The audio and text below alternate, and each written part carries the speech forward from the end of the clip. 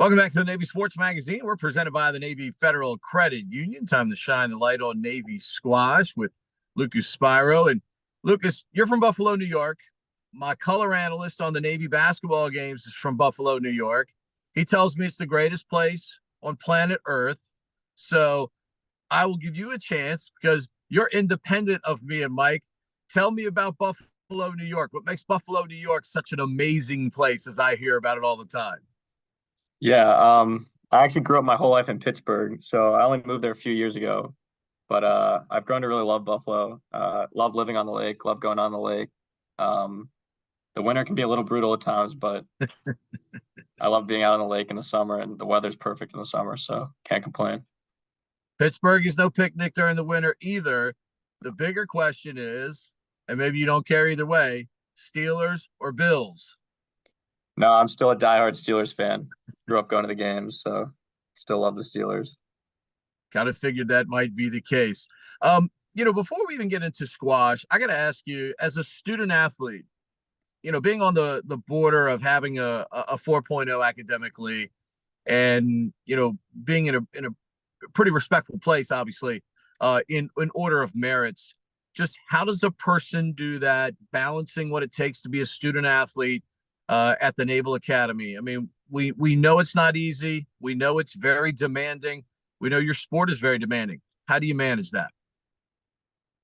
Yeah, I mean, I think I've just gotten much better at just keeping the same routine every day in terms of discipline. So, I mean, I really just straight after practice, I just go back to my room and do work, and it's really just living that life on repeat and being as disciplined as possible when I have time to get work done, just getting that work done. So, yeah, it's really just finding that balance and finding whatever possible time I have to get work done. Is that easier said than done, or are there some days you got to sell yourself on that? Yeah, I mean, there's definitely days where I had a long day, had a long practice, and I just gotta convince myself that now's the only time I got to do work. So just gotta get it done. As an athlete, you've consistently climbed the ladder here over your first 3 years at the Naval Academy.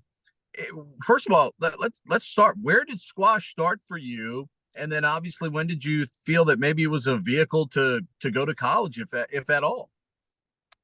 Yeah, so actually neither of my parents had ever even heard of what squash was. So they joined like a local pool near me, and there was a one squash court and a coach there, and one day he just asked me to come hit, and from there it just kind of took over my life. And I ended up going to a high school specifically to play more squash and like have more competition, and then ended up here. So I just kind of kept going with the flow, and now I'm here. I was going to say, I mean, finding the sport, is tough enough, I think, in some communities. But as you gravitated toward it, what did you like about it? And when did you start to see? How long did it take you to see the kind of success you thought that maybe it could do something for you? Yeah, I've kind of been like always just a cardio guy, just a fitness guy, and big aspect of squash is just the cardio and just the constant quick speed movements. And I really love that. And then I started playing junior tournaments. So a big part of junior squash is going to all these tournaments and every weekend just traveling and playing these tournaments. And as I saw more success there, I just kind of started gravitating towards it and just kept going with it. The fact that Navy sells you on, we're going to make you a great leader by the time you leave here. We're certainly going to educate the heck out of you. But you're part of a squash community that is incredibly loyal. The alumni are incredibly loyal to this sport, and I'm sure they sold you on that. Have you been able to see that over your first 2.5 years now at the academy? Yeah, so I mean, the alumni network with the sport is really huge for our team. I mean, even the young alumni, just getting to talk with them, they still come back and visit, come to our matches. And then in terms of older alumni, they've really just been great to us. My teammate, his sponsor is actually an alumni. We spent a lot of time at his house. They really just take care of us, and it's a great network just to have in our back pocket. So yeah, I really enjoyed that. I was going to say, I mean, can you really put a premium price on what that means? I mean, let's face it. I mean, you're away from home, and even just being in someone's home, it's a source of comfort. At times, I'm sure, away from Bancroft Hall. Can you put a premium on that kind of support? I mean, no, not really. I mean, there's definitely times here where this is not the easiest place, and just having those people that you can always go to and ask for help or any guidance is just huge, and they're all willing to. So it's been great. If you're going to sell someone on the game of squash, and certainly try to teach them how to play the sport. I mean, we've got the pickleball revolution going and things of that nature now. But if you were to try to sell people on squash and begin to teach them, how difficult of a game is it to actually learning all the nuances to where you can actually compete the way you and your teammates do at an extraordinary level now?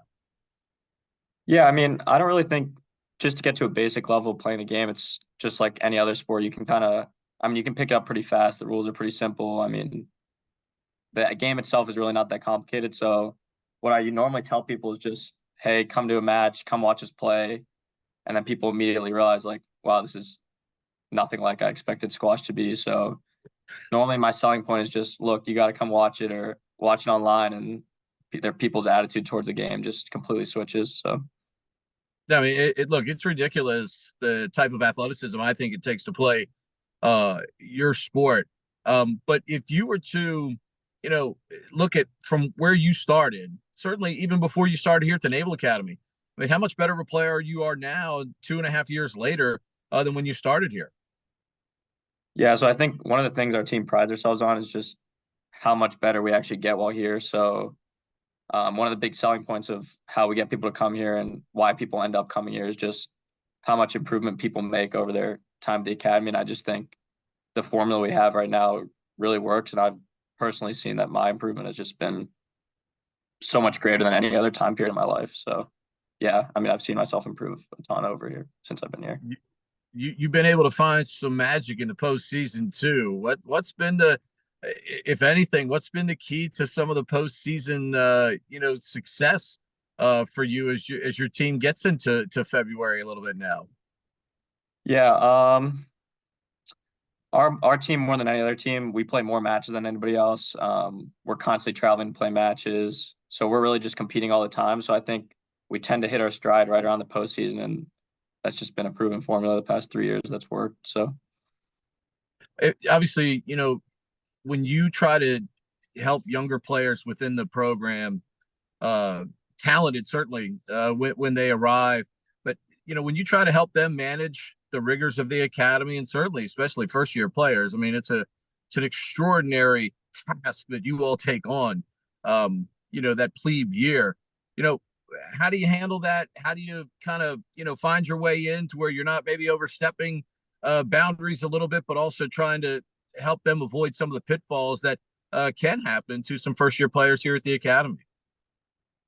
yeah, so especially this year, we have a lot of younger players on the team at 5 or 6 plebes.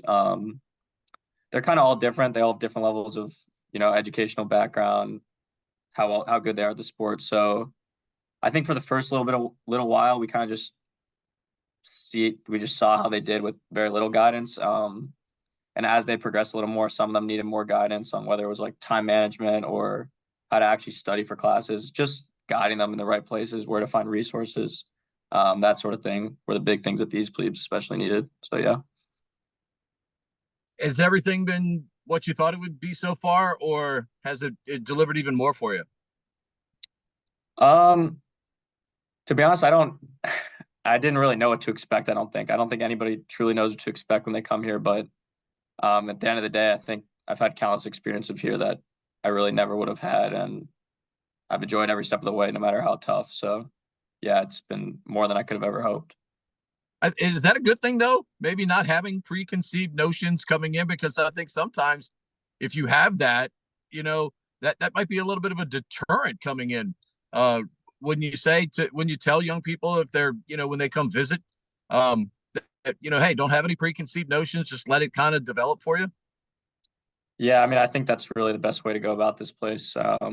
If you try to understand this place before you come here, I think it's nearly impossible. So I think it's the best way to do it is just come in here with not knowing what you're getting into and kind of just go with the flow, and you'll see your way through. Awesome stuff, Lucas. Appreciate you taking so much time for us today, and continued success here over the last few weeks of the season. Appreciate the time. Yeah, thank you very much.